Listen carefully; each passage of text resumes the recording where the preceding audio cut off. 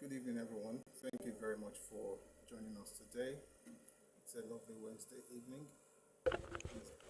All right. Good evening, everyone. Thank you very much for joining us today. It's a lovely Wednesday evening, and it's good to be here. A Ray, thank you for liking the live. Akin Bovshotu Ferami, thank you very much.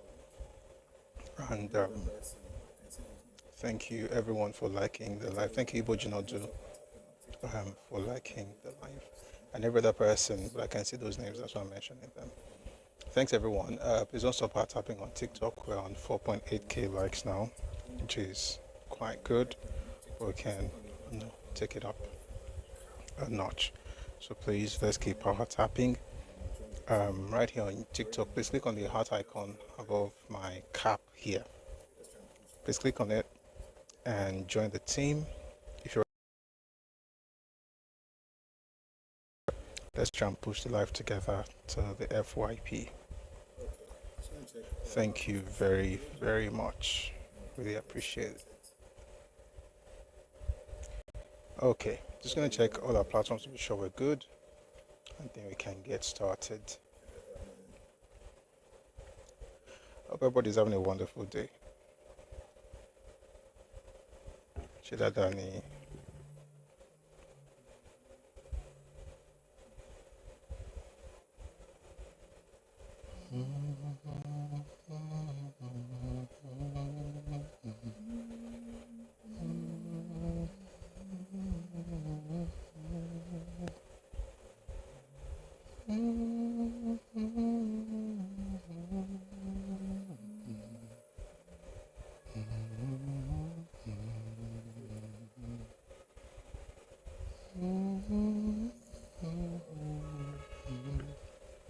Okay, we're good.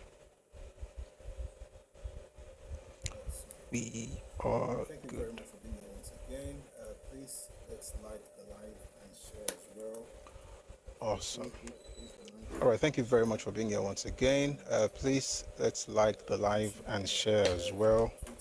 If you're on Facebook, please like and share. If you're on YouTube, please like and share. If you're on Twitter, please repost and like as well, or retweet. Thank you very, very much.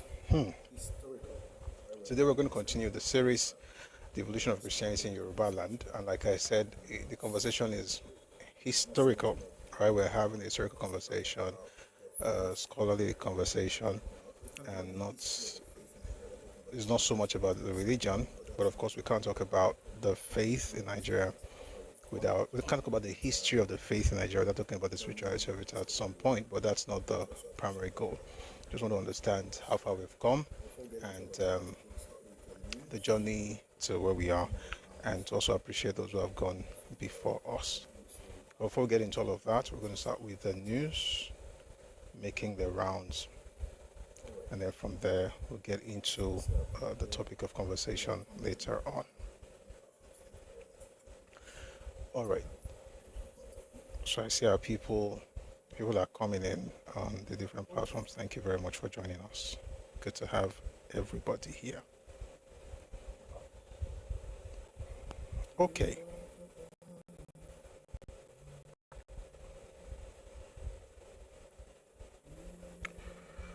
You are the one that we praise. You are the one we adore. Healing and grace. Hearts always on God. Okay. Let us begin with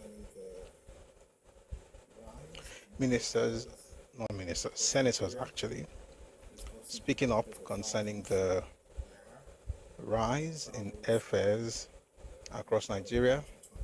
It's costing people hundreds of thousands of naira to travel from one part of the country to another, and the senators have decided to speak up on that. And I'm going to start with Senator Adamu Alero, who is calling for suspension of the price hike in airfare tickets. We'll start with that, we'll listen to others, and then we'll move on to other news. Then when the time comes, please feel free to send your request. We'll bring you up after the news. Then we'll take everybody down. Then we'll get into the topic much later.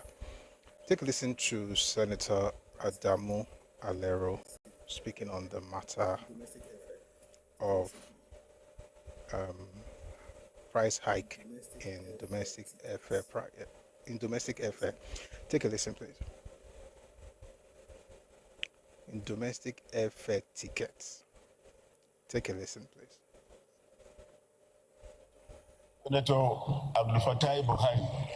Mr. President, in supporting this motion, I want to say that the airfares, as announced by the airlines and as stated by by Senator Buhari, is to say the least outrageous and unaffordable as far as Nigerian people are concerned. An airfare from here to Lagos costing above 500,000 naira is too exorbitant. Just one way, not even round trip, is too exorbitant. As you rightly said, when the synopsis of the motion was given, that the minimum wage for Nigerians is 70,000 naira. It means a civil servant will have to save 5 months' salary or even 6 months' salary before he could afford one-way ticket to Lagos. And in going to Kebbi myself, I have to spend close to about 700,000 naira. Mr. President, this is unaffordable. And there has not been corresponding increase in aviation fuel. There has not been corresponding increase in the airport charges from either FAN, NCAA, or Nigerian Civil Aviation Authority. So we need to summon all the stakeholders and question them on why this hike is announced. And not only that, Mr. President, we need to halt this increase in order to save Nigerians from exploitation. Mr. President, it is normal for airlines at the end of the year to increase fares, but not as it is announced today. Increase of 10 to 15% is understandable, but not increase of over 200%. So if we do that, honestly speaking, Mr. President, we are allowing exploitation of Nigerians. I therefore move that we should invite the NCAA, the FAN, the airline operators of Nigeria, and other stakeholders to discuss this matter exhaustively. But in the interim, they should suspend this price hike. I so move, Mr. President. All right. That was the senator representing Kebbi, Senator Adamu Alero, speaking on this issue of price hike. It's actually alarming. If you have to fly from Lagos to Abuja, you're spending about 500,000. But that's what but people are asking questions like, are they doing this because it affects them? Since many people cannot travel by road, or are they doing this because it actually affects the people? But regardless of what it is that people are saying, it's clear that people have been affected, whether they are senators or they are regular, citizens. And it makes sense that the senators are speaking up on this matter.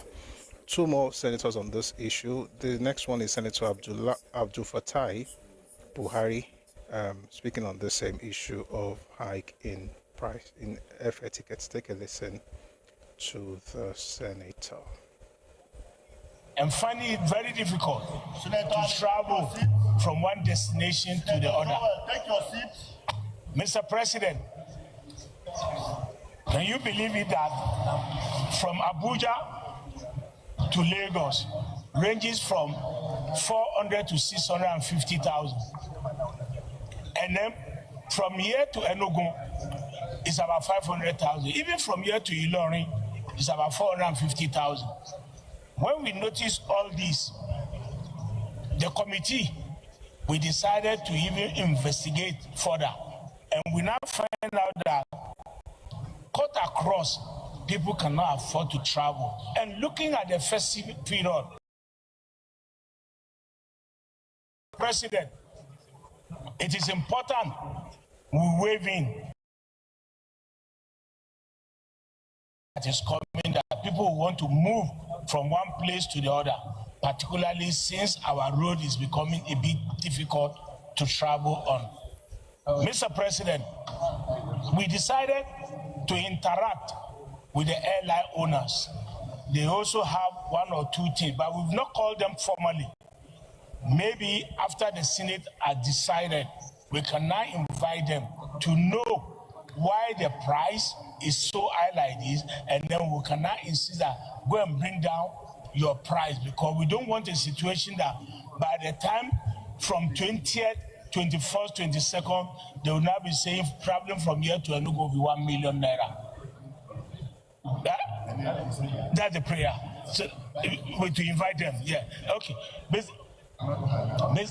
Maybe, Mr. President, the prayer is just that we need to invite the stakeholders, particularly the airline owners and our agency, for us to interact, because like one of my colleagues said, 150,000 is what he paid for here to Enugu. But yesterday when he was buying his ticket, he paid 500,000. Yesterday, my own experience, I was with Cyril at the airport yesterday. When he got his flight for 560,000 from Lagos to Abuja, at that time I was just laughing because mine was about 400. So, Mr. President, we need to take a very immediate decision before the festive period so that Nigerians will be able to have easy Xmas and be happy, and it will make we can help them to enable them to travel.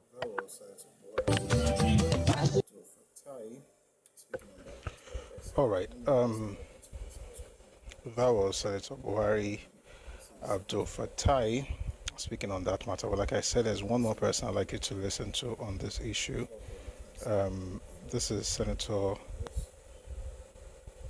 Yayi Solomon Adiola, on the floor of the National Assembly, also speaking on this, and of course referring to the Minister of Aviation, Mr. Festus, Barrister Festus Keyamo. Take a listen to Senator Adiola.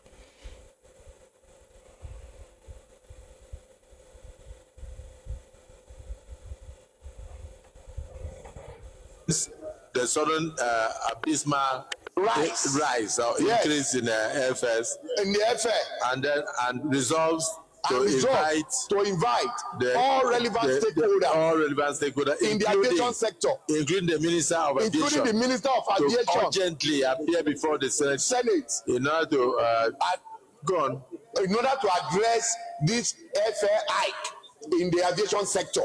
Thank you. Come. Distinguished colleagues, he has moved that motion. Any seconder, Senator Abaribe. Senator Abaribe. He has moved a motion that in view of this abysmal increase of over 300-400% in the cost of aviation tickets, that the Senate should invite all relevant stakeholders immediately to appear before the Senate Committee on Aviation and other relevant committees immediately to avoid exploitation of Nigerians and disruption of travel plans for this. Thank you, Mr. President. My name is Naya Baribe. I represent Abia South. I second the motion ably moved by Senator Lamileku with regard to airfare. I so second. Thank you. Distinguished colleagues, the motion has been moved.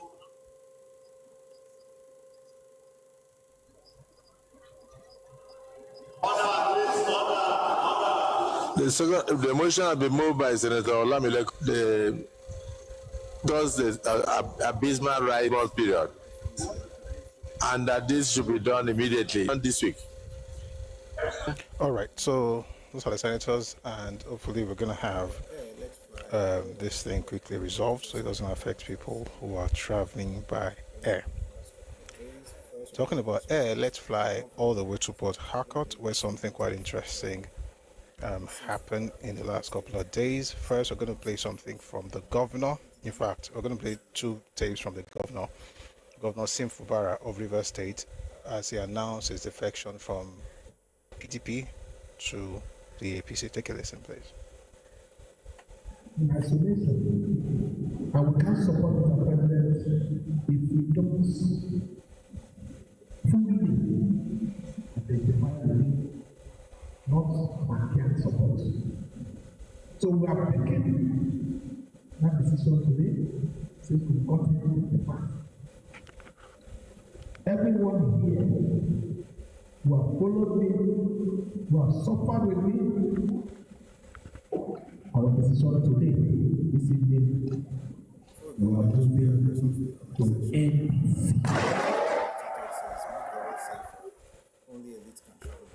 Before we go on, let me just quickly address something in the comment section. Ades on TikTok says, make the road safer. Only elites can travel by air. Yeah, I think both can happen at the same time, right? They can make the road safer and also address the hike.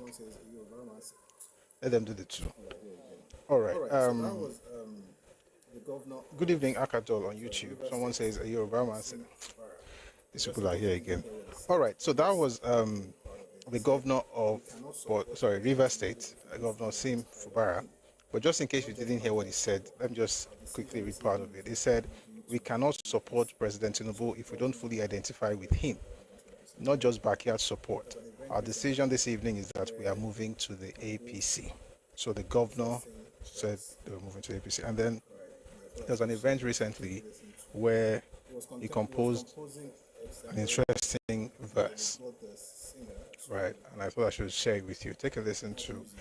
It was composing extemporaneously, and then he got the singer to add music sharp. So take a listen to this. No follow corner. You dey hear wetin I dey talk? We dey support Tinubu. We no dey follow corner. That is the second stanza. I'm gonna take that one.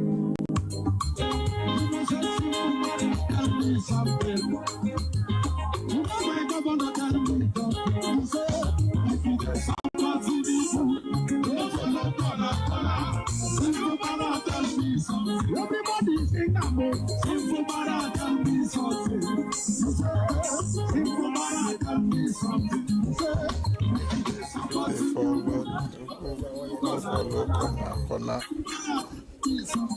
Thank you.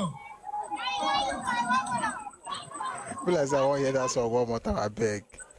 Support Tinubu, we know they follow corner. That is the second stanza. I'm going to take that one.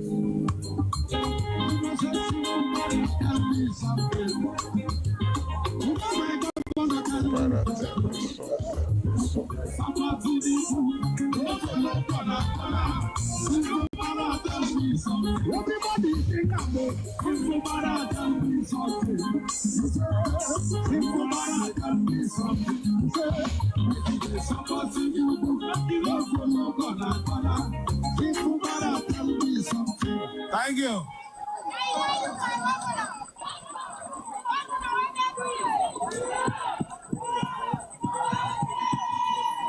Distinguished ladies and gentlemen,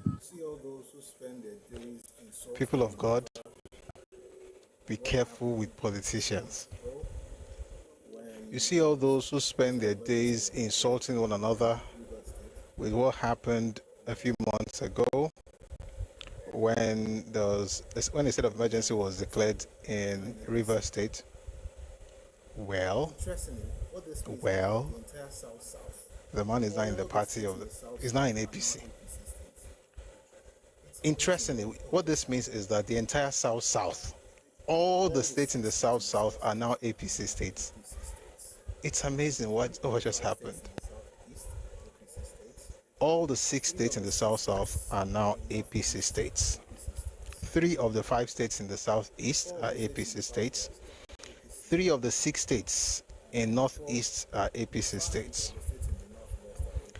4 of the states in the southwest are APC, and 5 of the states in the northwest are APC, and 5 of the states in the north central are APC. So right now, of the 36 states that Nigeria has, APC has governors in 26 of the 36 states. This is going to be interesting. PDP has 6. NNPP has 1. LP has 1. And now Accord has 1. I'll tell you about the Accord thing in a bit. But what's happening right now is that APC dominates 5 zones. And Northeast in the North in half, like 3-3, not 4, 3-3, 3 APC, 3, for PDP in the Northeast. It's amazing what's happening. It's just quite interesting that there's a lot of activities before the 2027 election. I mentioned that there's one accord now, and that's because the governor of Osun State has declared that he decamped from the People's Democratic Party to join the Accord Party. So Governor Demola Adeleke of Osun State is now in Accord Party, and that's before the elections coming up very soon. Excuse me. The elections coming up very soon. As a matter of fact, they call them the Progressives. They went to meet the president from Osun State and to support the APC candidate in the forthcoming Osun State gubernatorial election. What I'm just thinking about is how many relationships have been spoiled and destroyed because of what happened in the last, couple of months and years. When people say, "Oh, I don't like this person," look at politicians, see what's happening, see how they're moving. Don't destroy relationships because of politicians, or when they move, they may leave you behind. Concilium says no one forced anyone to go anywhere. No, of course. I mean, they moved. They had to move. The point is just that, for me, really, because again, politicians will have political conversations among themselves. The reality for me is just those who destroyed relationships, insult people,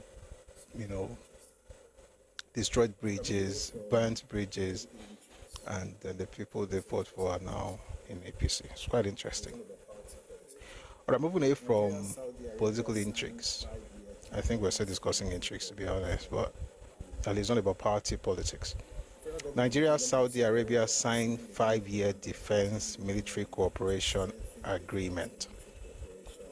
The federal government and the Kingdom of Saudi Arabia have signed a new memorandum of understanding (MOU) to strengthen defense and military cooperation between both nations.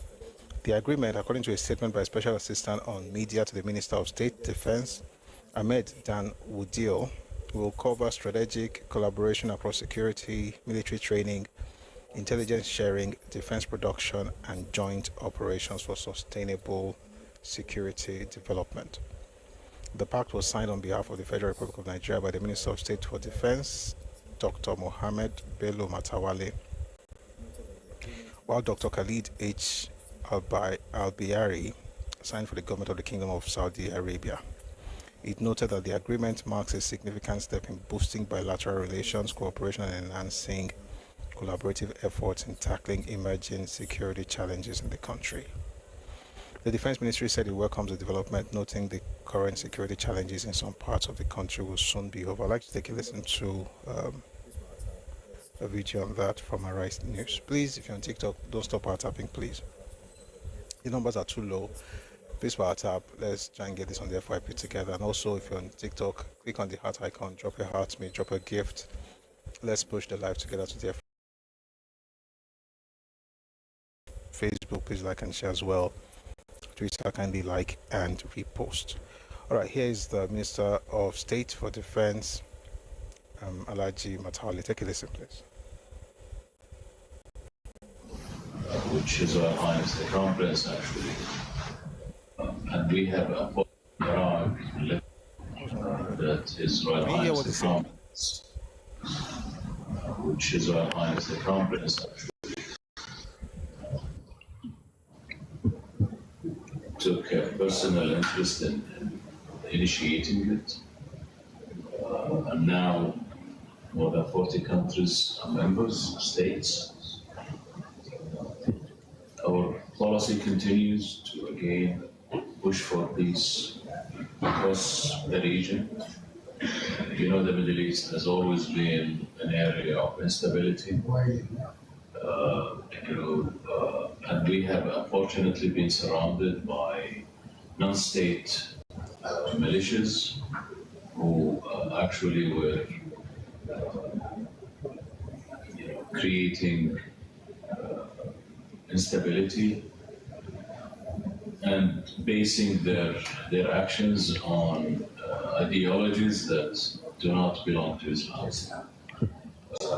Therefore, you see the position of the kingdom all along has always been focused on bringing peace in Palestine, in Iraq, in Lebanon, in Syria, in Yemen, and now in Sudan.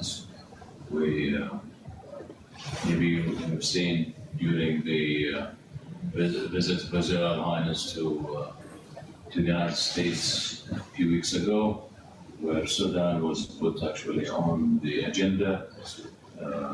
So again, I think this has always been a very consistent policy for the kingdom. Now, the kingdom is being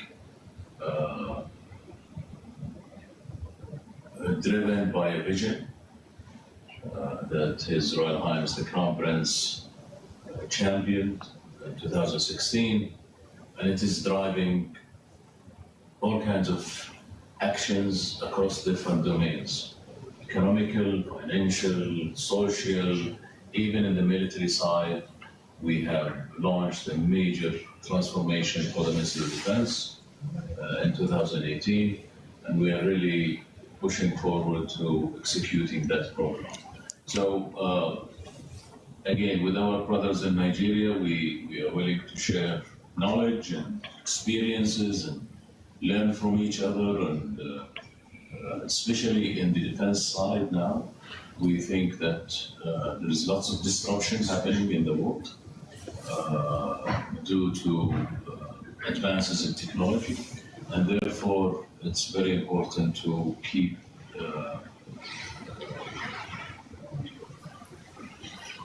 that in mind. Still on security, the spokesperson for the president. Thank you very much for listening. Still on security, the spokesperson for the president, Mr. Bayo Onanuga, was authorized TV, and was questioned about the fact that if in Benin Republic, how come we have, these issues with bandits and terrorists? And he had an interesting answer to that question. Take a listen to the exchange on our Rise News. This is Mr. Bayo Onanuga, Special Advisor to the President on Information and Strategy. Take a listen, please. What I've also read some accounts. Well, I've also read some accounts where it was quoted to have said he thanked Nigeria and he thanked ECOWAS for the support. I don't know if some people would say they didn't hear him say so, but I know that I also read some accounts where he acknowledged Nigerian support. He needed Nigeria, and it was wise for them to have called on Nigeria to help them. If we have this capacity to speedily restore democracy in Benin, why can't we get on top of the criminal elements that are terrorizing Nigerians in this country? I think it's a different ballgame altogether. The internal one is more of an asymmetric war. I think our military people have been saying that. People don't seem to understand what they are talking about. You have some ragtag bandits, terrorists, sometimes holding our people as shields and so on. the way you want to fight them is not the way you fight a conventional army. Look at the case of Benin Republic now. They went to bomb a military base in Benin. They know where to go. In fact, they were, in a red note about, they gave the longitude and altitude. The coordinates. The coordinates where they should actually bomb, which is what they did. It's not like those people. They are holding up people as shield most of the time. They're always kidnapping soft targets and so on. You have to be very careful not to go and bomb those they are holding as collateral, so that you don't just, and then people now say, oh, you are bombing your people, blah, blah, blah. So it's different. These are like a guerrilla. Even the almighty America couldn't fight guerrillas in Afghanistan as well, had to abandon the place, and it's not easy. It's not an easy war. But I think this country is poised to find a way around it to make sure that at least we end all this banditry and terrorism in a very short time. So essentially what he's saying is that it's a bit more difficult because of different kind of warfare. All right.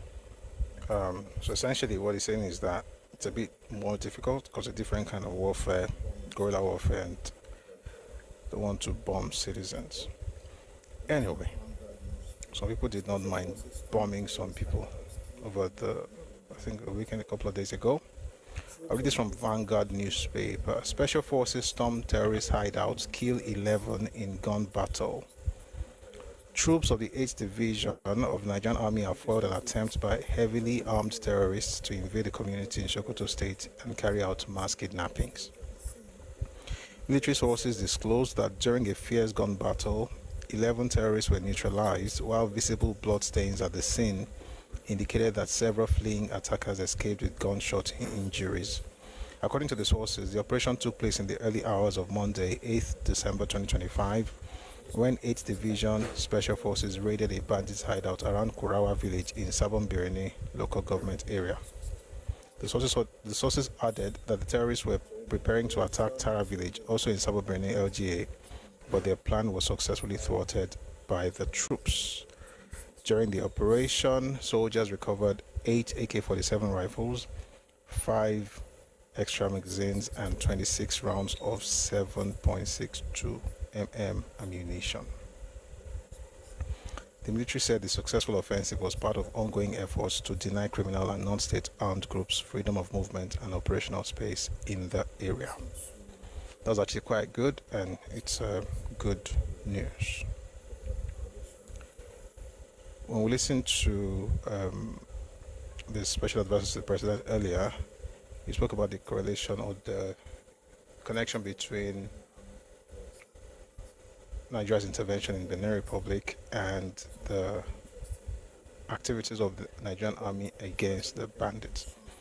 Right, I'm just going to read something quite interesting happened.